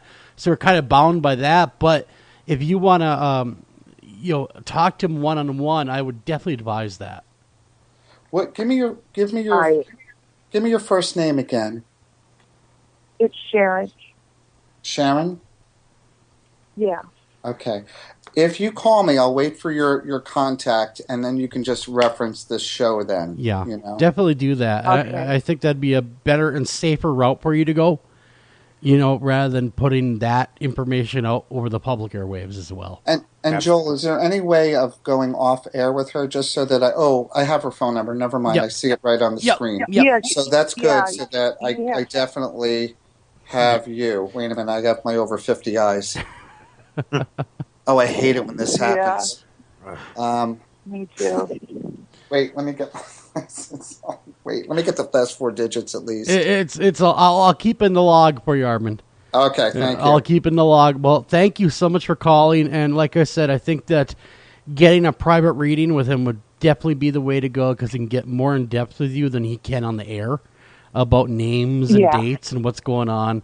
Unfortunately, legally, and plus, you don't want that, broadcast over public airwaves. Oh, they already know. They know what I know. Well, they already know. Well, my phone is hacked. Well, thanks again for calling. We'll be praying for you. We'll definitely be praying for you. Take care now. Oh, yeah, thank you. I'll look for your call. Not a problem. Take care now. Wow, that is something else. Armand, Steve, I didn't mean to walk on you there. I know you had a question.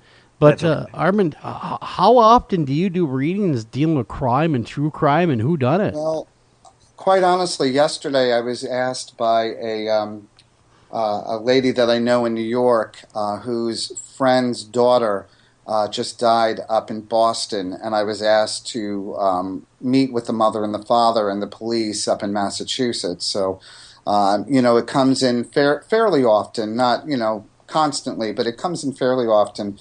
And for me to find out how she passed, which I already feel like I know. So I'm looking forward. I think next Friday I have to be in Brooklyn, and then I'm going into Manhattan to meet with my friend and the mother of the daughter who passed. So do you get a lot of law enforcement agencies getting a hold of you at all? I mean, like FBI, stuff like that? Or is I wouldn't say FBI, okay. But I do have local police that sometimes will contact me. Okay. And if it's not, when it's not the local police, sometimes it's the families coming in, as this lady had mentioned that, coming in and saying, hey, I need help, or like my friend who contacted me yesterday for the help. So it usually comes through people who say, look, this is what's happening, and will you talk to the police and will you talk to me? Sometimes it comes through that way. Well, yeah, I mean, some of those cases are, I couldn't imagine being a medium that works with law enforcement, especially when you have to deal with abducted children and murders, and that would be so hard to do. Honest, I'll tell you the part that's the most disturbing is that I have access to it like 3D, like I'm actually, let me tell you, when I bring through spirits and energies, I don't always see the faces of the people. But I will tell you that when there's something that's violent or the accident and they're showing me the accident, I actually see it more descriptive than what I'd really like to see it. And I find myself getting kind of squeamish and looking away because I'm like, oh, all right, I really don't need to go this far with it. Let me just back out of this one. And that's the part I would say that's the most difficult is that. So you're seeing the crime in real time, so to speak. Yeah, there was a lady that, and this wasn't a crime, but it was an accident. This lady came to me, and I said, I see something white spinning in the air. And I said, I see your husband to my right, because I was, there.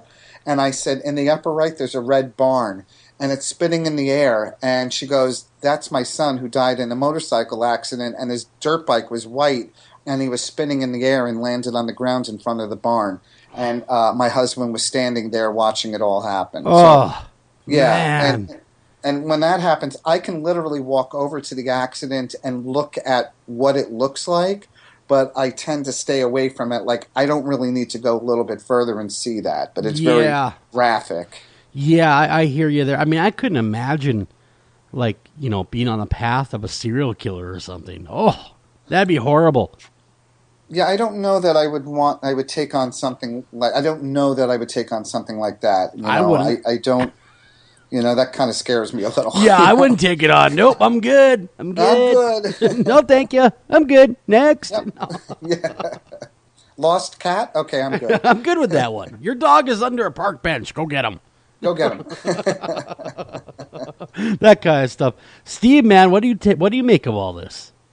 Man, it really shows that it takes a certain type of person to handle this. And it's a lot of very much akin to something like working in a prison or working with volatile people, because not everybody that goes through that veil has everything taken care of. They weren't always people that maybe were in their right minds or their hearts are in the right place.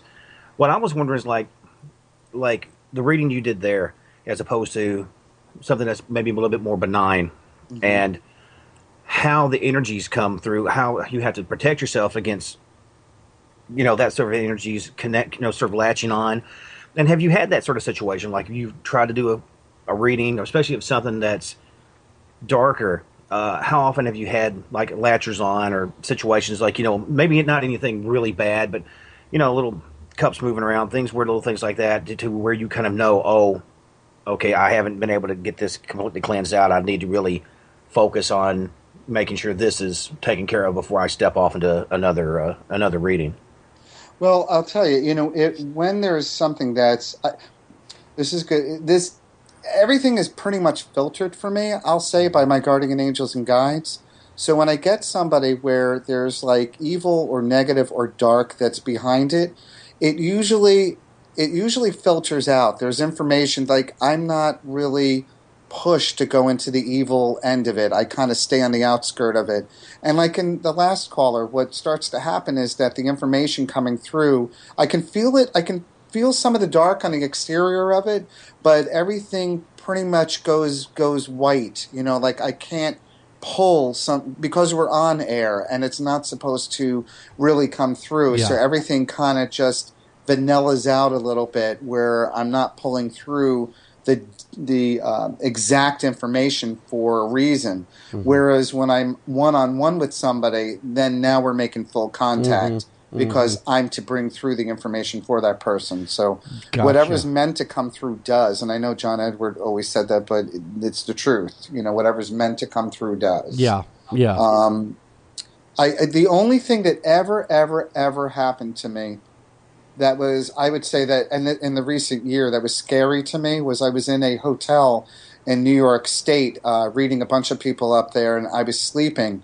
And it literally felt like my body was grabbed hold of and dragged across the bed from one side to the other. Now, I cannot tell you if that really happened or not because I don't know if I was dreaming it or whether it really happened. But I have to tell you that I don't usually scare too easily, but that kind of scared That'd freak me out, man. That would freak me out. Yeah, but, that's just me. That'd freak me the hell right out. But we got to run a break. We come back. More Armand Egidi, everybody. Don't go anywhere because we will be opening back up those phone lines. Be right back after this.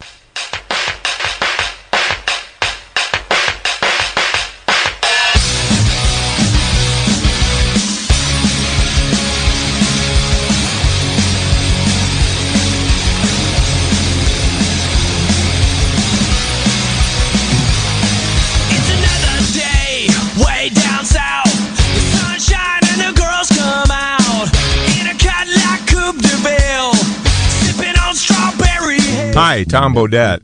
If you can hear me, then you have an internet connection, which means you can do cool things online, like listen to streaming radio, obviously, or watch a video of a monkey washing a cat. Let your freak flag fly. Or you can book a room at a great price at Motel6.com. Isn't the internet wonderful? Everything you want right at your fingertips, and whoa, did not need to see that. I'm Tom Bodette for Motel 6, and we'll leave the light on for you. Anavar Media LCC is a dedicated team of professionals committed to helping business development scale and protect their websites, mobile applications, enterprise software solutions in the Northeast Ohio area. Locally owned since 2012, our client-centered values truly sets Anavar apart. Contact us today to learn how you can get 25% off your first project.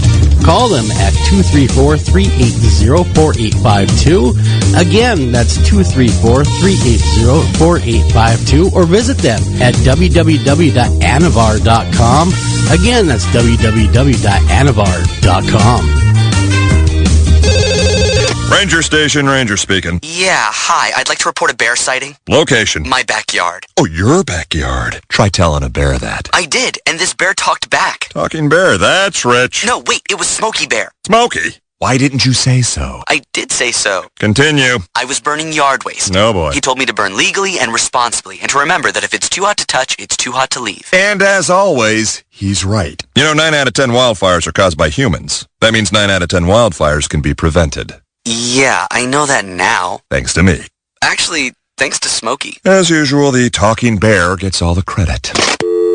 Get your Smokey on. Always burn responsibly and contact your local fire department for open burning regulations. Because 9 out of 10 wildfires can be prevented. Brought to you by Smokey Bear, the U.S. Forest Service, your state forester, and the Ad Council. Learn more at smokeybear.com.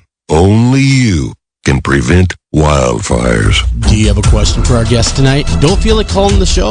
Not a problem. Email those questions to afterhoursam@gmail.com. Again, that's afterhoursam@gmail.com. It's alive! It's alive! It's alive!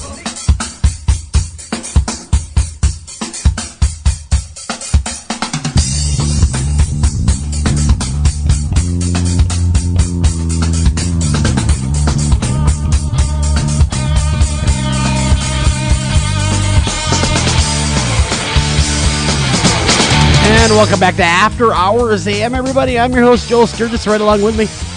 Steve Asher. Hey, Steve. And we have Armand, of course. Armand Egidi is, our favorite psychic, our resident psychic, our awesome friend. Armand is here. And we were talking all things, but before the caller called, and we got really deep into that conversation, which we do wish the best for her. And hopefully everything turns out, and everything will turn out, by the way. It just will. We were talking about spirit guides, and I asked you if I have one, and you said yes. Who is it? Is it like some beer-drinking, beer-belly guy, or do I have a really cool one? No. Well, very often guardian angels and guides, and we have a handful of them too. It's kind of, think of it as that each person has kind of their own entourage, their own team that are the guardian angels and guides for that person. They can be anywhere from relatives, friends that have passed, people that have work to do on us because maybe they hurt us at one time when they were alive, emotionally, physically, or otherwise. And their work is to undo what they did by trying to help you through some of the issues within your world, to undo, the karma that they created.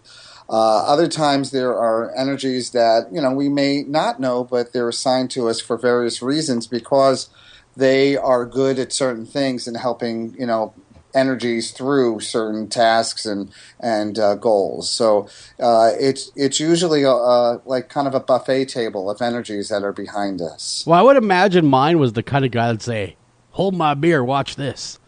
Well, yeah.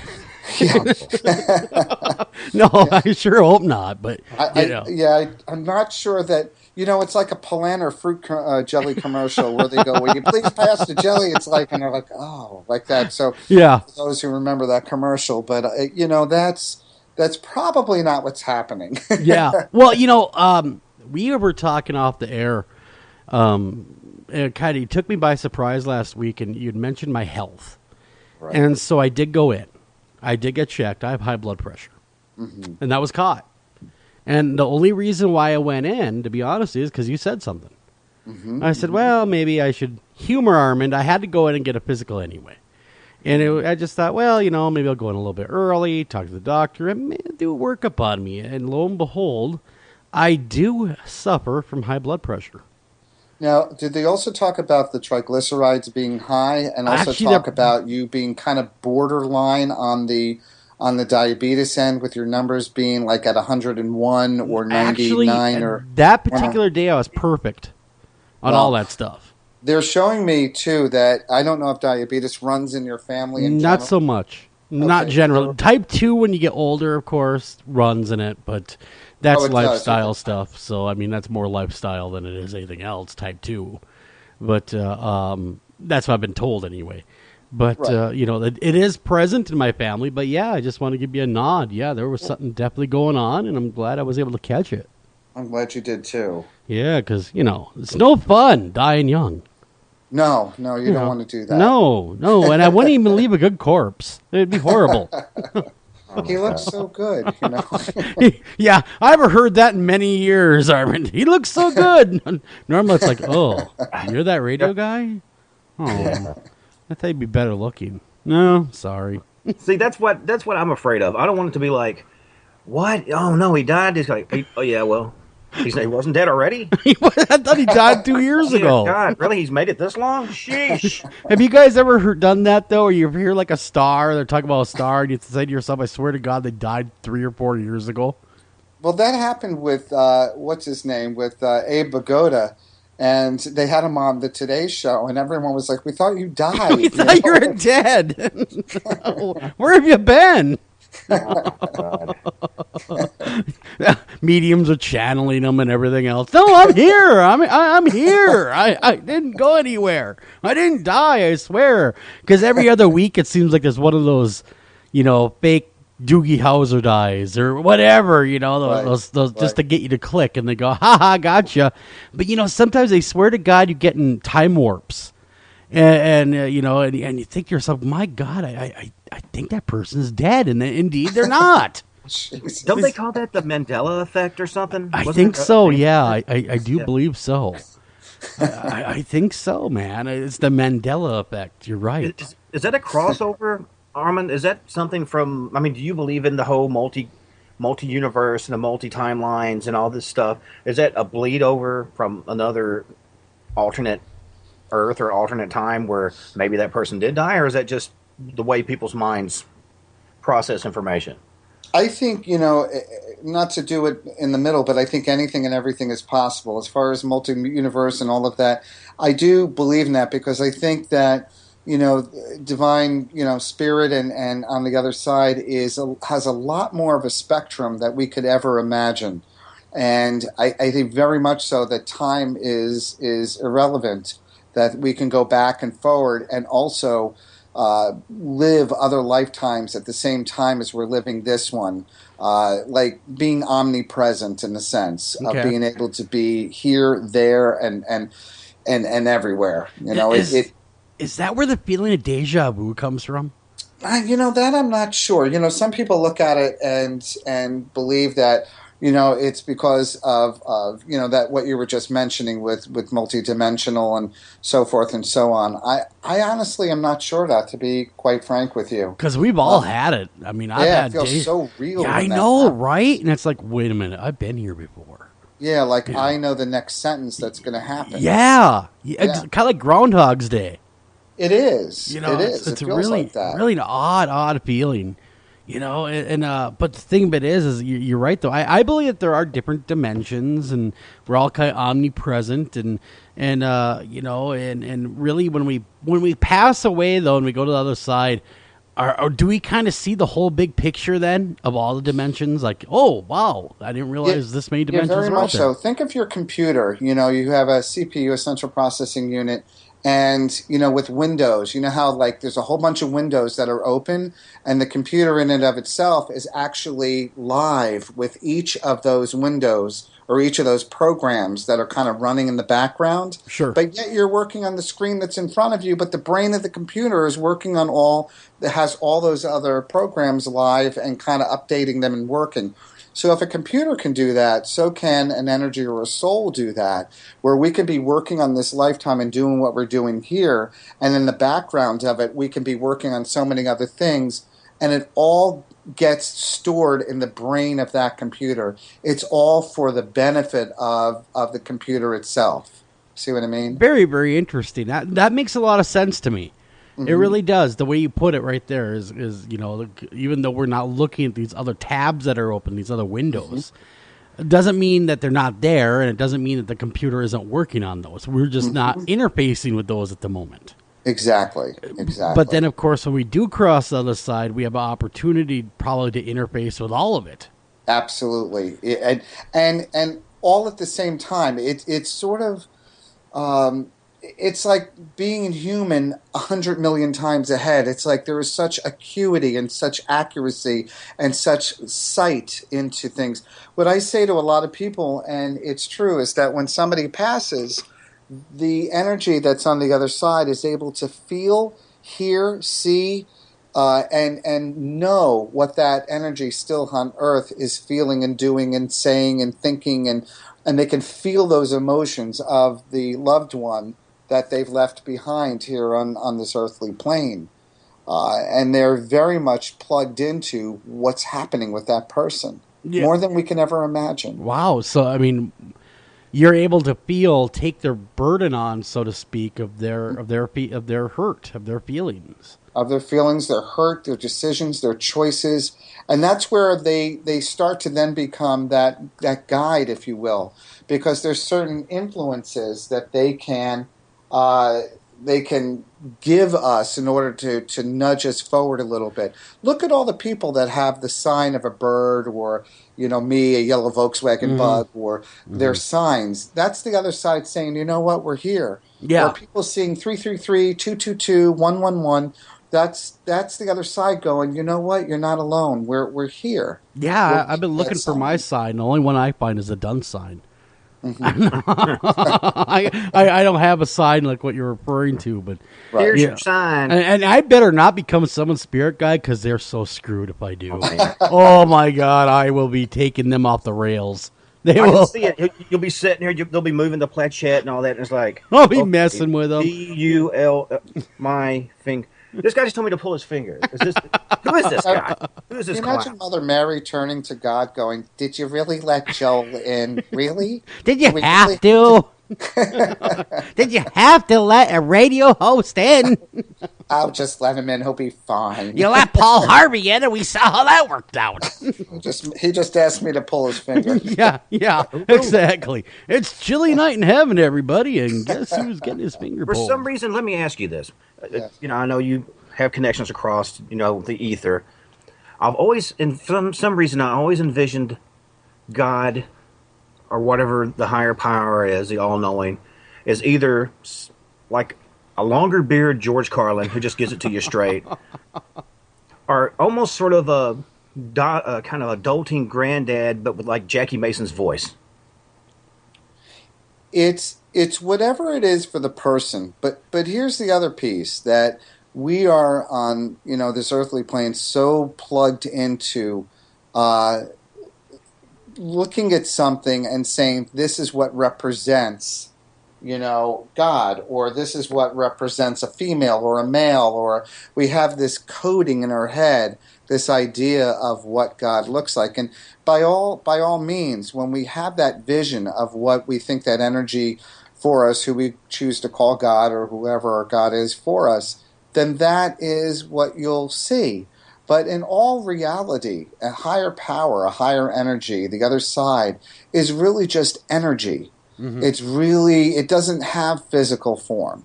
There is no physicalness to it. But in order to gain that familiarness of wanting to see your mother or father or whomever is there, the vision of that person you're allowed to see, or that the option is to see that person, to do what we customarily do here in communicating. Yeah. But it's communication without speaking. There's no hunger, there's no tiredness, there's no sleep, it's just that you're an energy. You exist, you're there. Wow. So I think it's whatever it is for you, in short. I agree. I think we kind of make it as we go. Sure. I don't think heaven is necessarily uniform. I think we make our own. Mm-hmm. Mm-hmm. I agree. And I think that there is, I would hope that there is penalties to be paid by the evildoers on this plane. I hope that Hitler didn't go to the other side and all was forgiven. I mean, you want him to get the pineapple tree. I want him to suffer. I mean, those kind of people to suffer. Oh goodness. Not because I'm vengeful, but because their soul needs to understand what they've done here. Yeah, because everyone, when we transfer into heaven, if you will, what happens is we are responsible for all what I always call the emotional spilled milk that we create. Well, I'm so screwed then.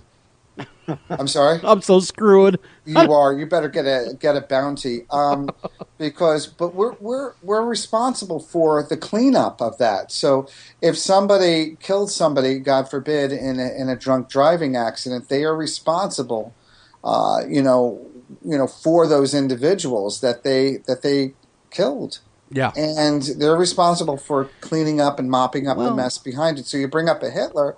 Well, there's a lot of mopping up, and there's an awful lot to, and if there is a desire to grow, because if, say, a Hitler doesn't want to grow or develop or change or anything, then that would be his choice. Now, would someone like that have the opportunity that's that evil to reincarnate?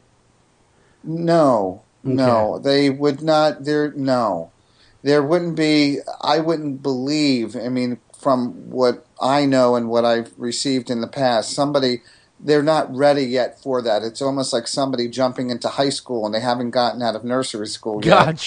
Gotcha. Well, it's good to know that they just can't keep coming back.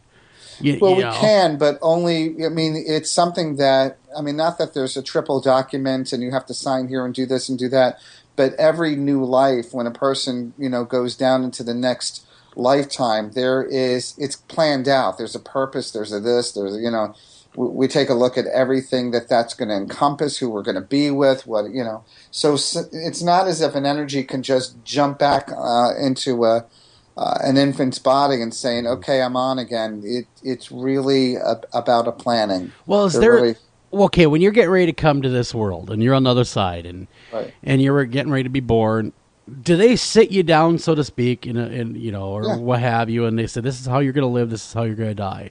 These are the things that you're going to experience in between. Is that all mapped out? It's actually, let's recalibrate that. It's more about, let's sit down with you, and this is what you went through in your last lifetime. This is what you did. This is where you were at. Good, bad, and different. Let's map out what's your next lifetime. What would you like to learn in this lifetime? This is our our thoughts, what are your thoughts, what are your feelings? Because really it's about us picking our own challenges and what we want to, we've heard people say, oh, you really picked quite a lifetime, because there's a lot that they crammed into the lifetime. Yeah. Whereas we see others that there is stuff to learn, but it's not as heavy as somebody else. Yeah. Well, you see that a lot now. Like, the reason why I was asking is because, why would somebody choose to come to this earth and be an abused child? Well, it's funny. Yeah, I mean, why would somebody choose that family? Well, when you look at it, if somebody chooses to be somebody who is abused, let's say, I would imagine that this might be somebody who might have in another lifetime been abused themselves. Having said that, sometimes we're born into this lifetime and maybe the abuse was not supposed to happen, but yet the individual who was supposed to get through a lifetime without drinking or drugging decided to go a different way and start drinking and drugging, making them out of their mind, so to speak. Sure. And then the child is abused from there. And it wasn't planned, but somebody went off the beaten path and literally started to beat the child or do something harmful and hurtful to the adolescent. So I think that also holds true as well. The old free will kicks in. Well, it is. It's always there, fortunately and unfortunately. Yeah, I mean, we can still truly choose our own path. Free will is never taken away from us. No. It's like I've argued, I believe in God and things like that, but I've also told people, what good is free will if you have to pay for it?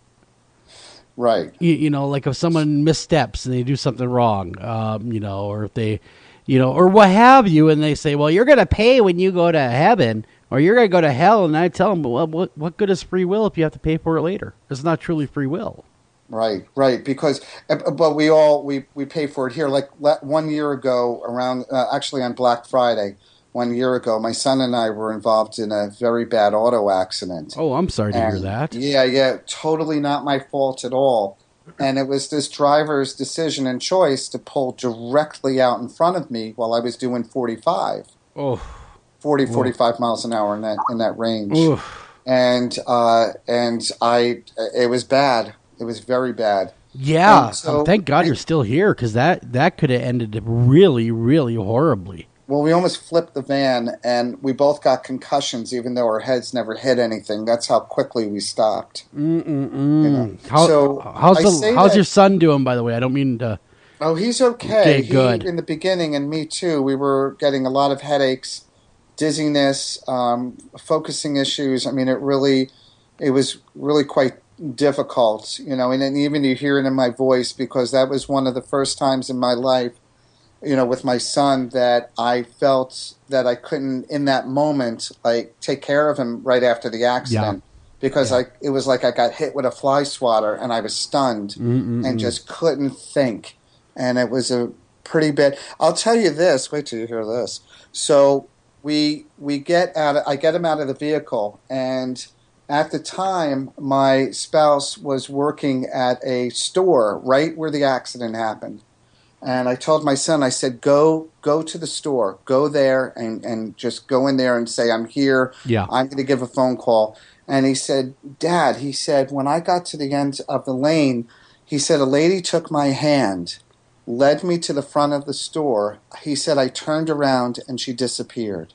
Wow. I swear to you, he said that to me. Man. Yep. And I was like, well, what did she look like? He said, well, she had dark hair. And he goes, that's all I remember. And she was talking to me on the way down to the front of the store. That is pretty heavy stuff right there. Yeah. Wow. And he said, I turned around, she was gone, and I just walked into the front of the store. Wow. And that's the God's honest truth. And I just was like, wow, isn't that something? That is crazy in a good way. That's crazy. Do you think your son has his own abilities and he just hasn't tapped them yet? Yeah, I got to tell you, when he was about 1.5 or so in that range, he held up a car and it had a face on it, the car. And he said, hey, Dad. I said, yeah. He goes, this is Uncle Paulie. And I just looked at him and was like, whoa, because that's my brother. And I said, Uncle Paulie? He goes, yeah, with the hat. Now, he had chemotherapy, that he had gone through. Oh, and we were in the kitchen the next morning. I said, Anthony, do you see Uncle Paulie? He goes, yeah, I do. And I said, where? He goes, in the house. I said, where in the house? And he pointed toward the ceiling. Now, my brother died in the house. He died in my son's bedroom. Okay. And he died in 2006, and my son wasn't born till 2007. Mm-hmm. Never obviously met him, never saw pictures of him. I never talked about my brother. Mm-hmm. I didn't mention how he died, nothing. So for this to happen was just holy crud, to see this happening. Now, does your brother come to you and tell you, like, yeah, No. I mean, I wasn't sure how that worked in your own family. No, with me, my mom has passed, my brother's passed, my dad has passed, and I know that they're there. I can feel them behind me, but I don't feel the messages. I don't feel the words like I do for other people. But gotcha. I'm comforted knowing that I know that they're there, and I know they're my filtration and my strength. Okay. That I know. Yeah, I wasn't quite sure with mediums or with your ability whether you can actually reach out to your own family. I could talk to them, but no. Maybe it's the cosmic way of protecting you, keeping it separate, so you don't know too much. I think they're just giving me a break from them. No, I'm joking. Very well could be. Yeah, I put up with you in life. I'm done now. I hear you.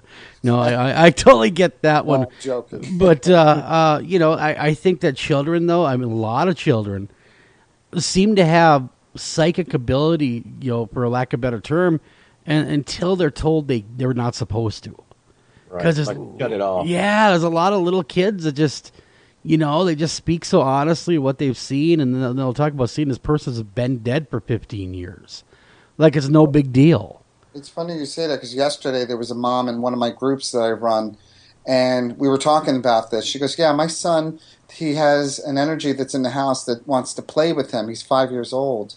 And she said, what do I do? Do I let him play with him? And I said, well, that's a choice whether you do. And she said, well, I told him, to ignore him. And so, not that was a wrong thing to do or a right thing to do, but it was her choice as a mom. But that's how sometimes it begins, because it's then the kid will then go, oh, okay, and shut that off. Not that was a wrong choice on her part, but that's usually some of the ways in which that begins to get dulled down. I've heard that too, where they kind of sneak their way in that way. Get into your life by through your children, acting like playmates, the not so good things. There's a key word there, because there was a young girl up in New York State that I was called to help, and she called them her playmates, and there were days that she didn't want to go to school, and she didn't want to say goodbye to them all, and I was hired to go up there and coach her and help her through this. Wow. Yeah. That's heavy stuff. But hey, Armand, we only got a little bit of time left here, so why don't you tell our audience how they can get their own reading, how they can get a hold of you, how everything. So go ahead, plug away, my friend, plug away. Yeah, the best way to get a hold of me and to schedule an appointment is to go to my website, which is called theknowing.online.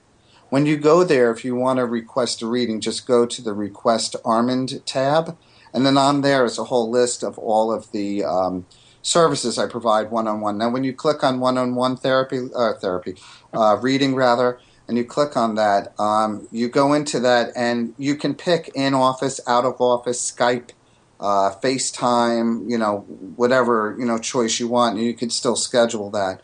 You can pay right there and then, or you can, for those who are out of state, you would pay right there and then. Yeah. For those who come to the office, you can wait to pay then, and, so it gives you all those options. Very cool. If you want to look me up as far as my website about, and you can still schedule through that, it's mediumarmand.com. Medium Armand, and that's AND for Armand.com. Armand, I was going to ask you, now I know like some people have services like lawyers and such. Do you happen to have anything set up almost as a retainer for certain people to be able to get hold of you at certain times, or you mainly have to have it set up in that sort of scheduled format? Well, there are people, actually, again, it's funny that you say that because there's a new product that I'm beginning to do, or a new, service that I'm providing, where people can do that, where if they need me, I give them a certain amount of hours per month or per week or per year that they can contact me for a certain amount of money, and we kind of schedule a time where they can get a hold of me, and they pay up front. Or on a payment schedule, and then I go ahead with that where they can contact me along those lines. Very cool, yes. Very, very cool. We got to run, everybody. On behalf of myself, Joel Sturgis, of course, Mr. Stephen Asher. Thank you for listening to this edition of After Hours AM with our good friend medium Armand Egidi, and definitely look him up if you need your own reading. But take care of each other, love each other, and until next time, you know what? Stay cool. Thank you for listening to this edition of After Hours AM, and please remember to like us on Facebook and also follow us over on Twitter.